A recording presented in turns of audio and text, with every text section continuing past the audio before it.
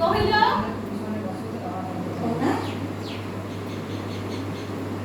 ହଉ ତାହେଲେ ମୁଁ ଏବେ କହିବି ତମେ ମୋର ପାଣି ଧରିବ ହେଲା।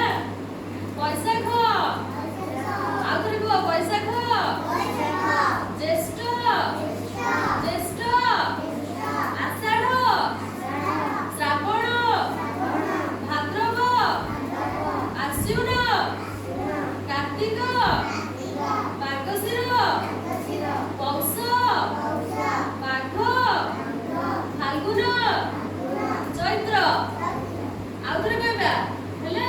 ବୈଶାଖ ଜ୍ୟେଷ୍ଠ ଆଷାଢ଼ ଶ୍ରାବଣ ଭାଦ୍ରବ ଆଶ୍ୱିନ କାର୍ତ୍ତିକ ମାର୍ଗଶିର ପୌଷ ମାଘ ଫାଲ୍ଗୁନ ଚୈତ୍ର।